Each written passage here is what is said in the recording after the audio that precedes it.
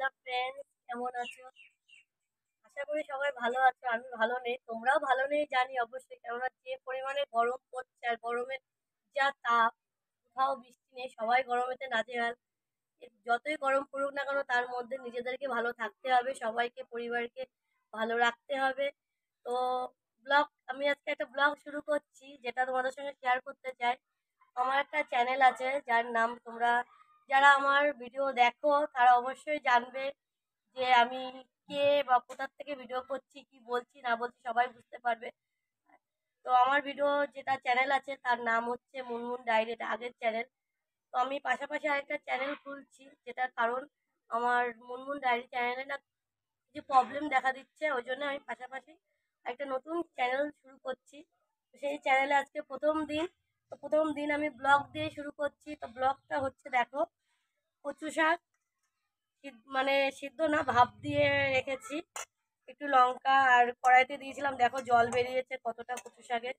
তো আজকে আমি তোমাদের সঙ্গে কচু শাক রান্নাটা শেয়ার করব। আর মাছের ঝাল, যারা নতুন নতুন রাঁধুনিয়া, যারা রান্না করছো বা রান্না করতে পারছো না তাদের কাছে বলছি, একদম সিম্পল সহজভাবে রান্নাটা করছি। যে একবার দেখবে সহজে রান্না করতে পারবে, গরমের মধ্যে মশলা ছাড়া সমস্ত কিছু। দেখো কিভাবে রান্না করি, সেটাই তোমাদের সঙ্গে আজকে শেয়ার করা।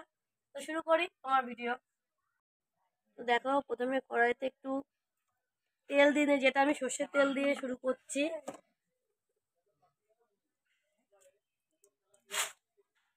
তারপর আমি দুটো শুকনো লঙ্কা ভেঙে দিয়ে দিলাম।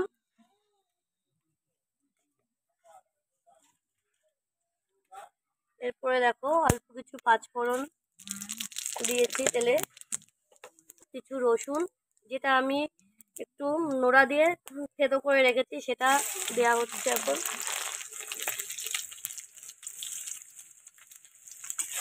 একটা একটু নাড়িয়ে চাড়িয়ে নেবো।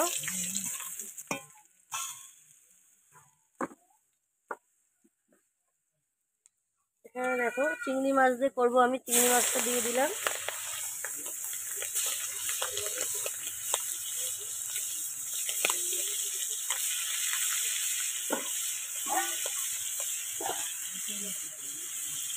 চিংড়ি মাছটা দিয়ে একটু নাড়াচাড়া করে নেব।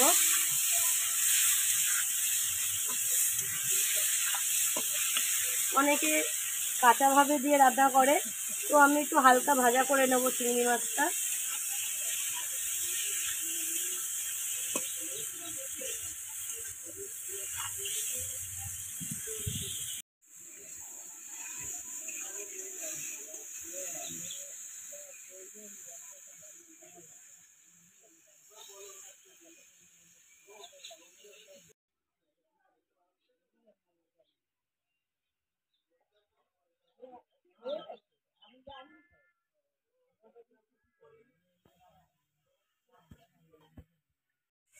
তো দেখো কচু শাক দিয়ে যে জলটা বেরিয়েছে, আমি হালকা একটু এভাবে ছেঁকে নিলাম। এবার দেখো মাছটা হালকা হালকা ভাজা করে নিয়েছি, এবার কচু শাকটা দিয়ে দেবো।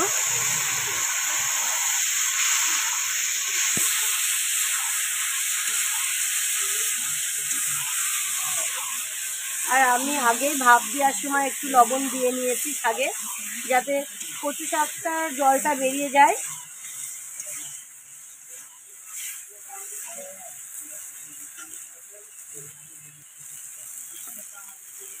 আমি হালকা হলুদ দেব।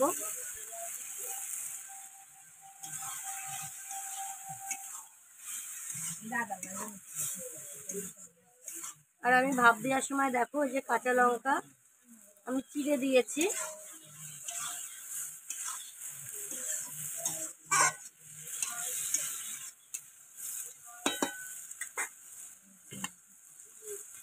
আর অল্প আছে একটু ঢাকা দিয়ে রাখবো।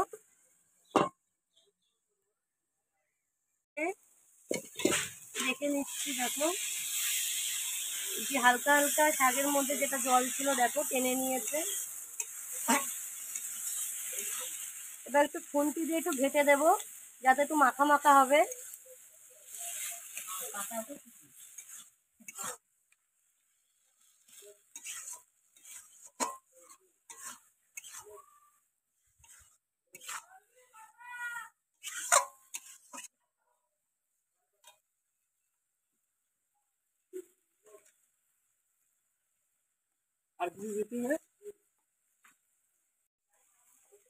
দেখো অল্প করে একটু সর্ষের তেল দেবো।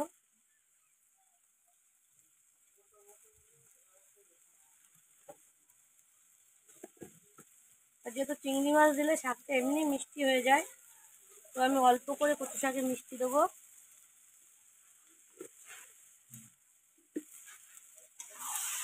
দিয়ে দেখো একটু নাড়াচাড়া করে নিচ্ছি যাতে কাঁচা সর্ষে তেলের গন্ধটা না আসে। তো এরকমভাবে 2-5 মিনিট নাড়াচাড়া করে নেব।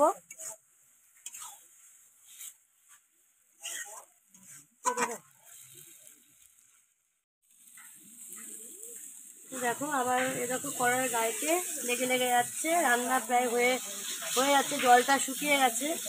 এবার আমি একটু এরকমভাবে 2-1 মিনিট নাড়াচাড়া করে নামিয়ে নেব। দেখো কচু শাকটা মাখা মাখা হয়েছে।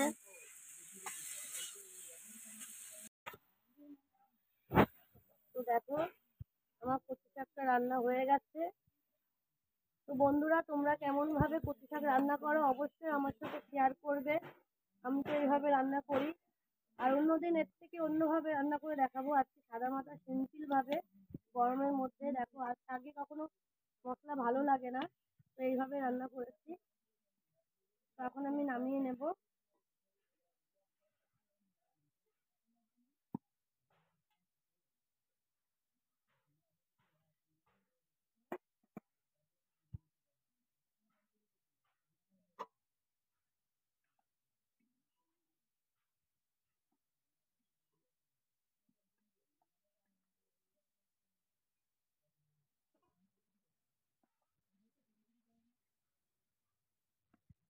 তো দেখো হয়ে গেছে আমার কচু শাক।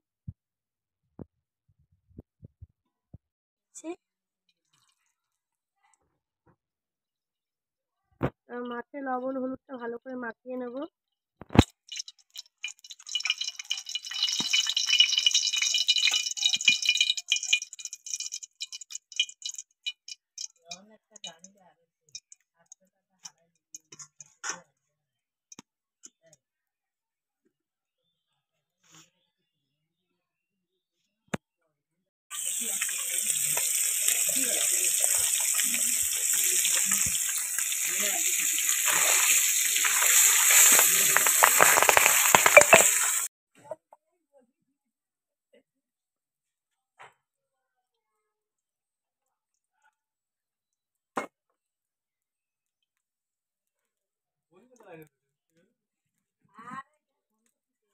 দেখো ফ্রেন্ডস, মাছ ভাজা হয়ে গেছে। এখন কড়াইতে তেল দিয়েছি।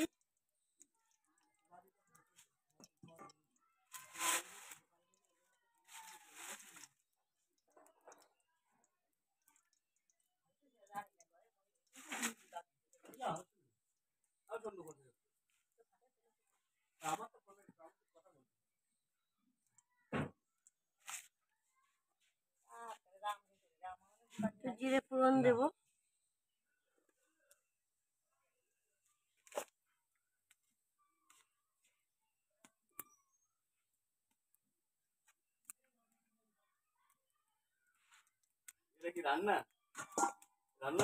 হ্যাঁ, রান্না হচ্ছে।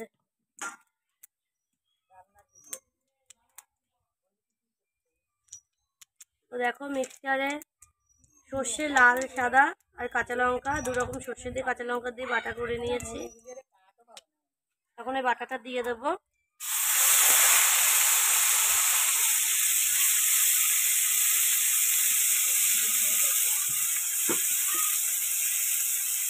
হালকা একটু নাড়াচাড়া করে নেবো, কারণ সর্ষে দিয়ে বেশি নাড়াচাড়া করতে নেই, তাহলে তিতো হয়ে যায়। এর মধ্যে একটু অল্প হলুদ দেবো।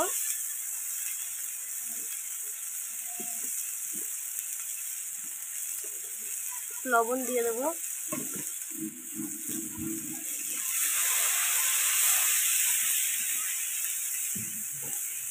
একটু জল দিয়ে দিলাম।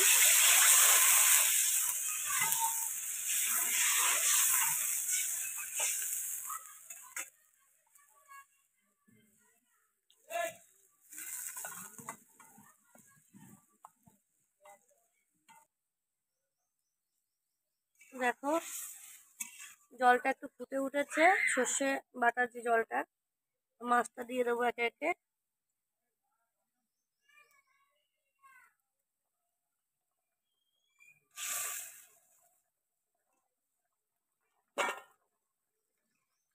মাছটা দিয়ে একটু অল্প করে একটু জ্বালিয়ে নেব।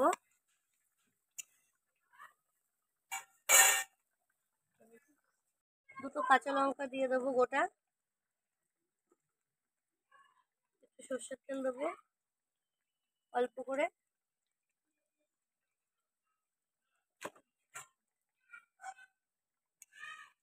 আর 2-1 মিনিট এটাকে জ্বালিয়ে নেব, তারপরে হয়ে যাবে পাবদা মাছের ঝাল।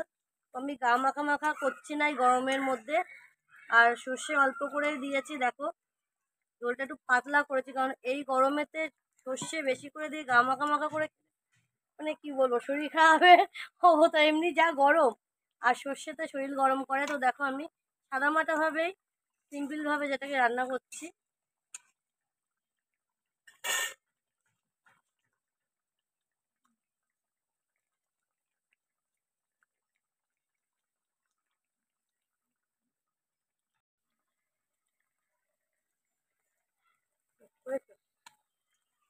তো দেখো হয়ে গেছে আমার মাছের সর্ষে বাটা ঝাল।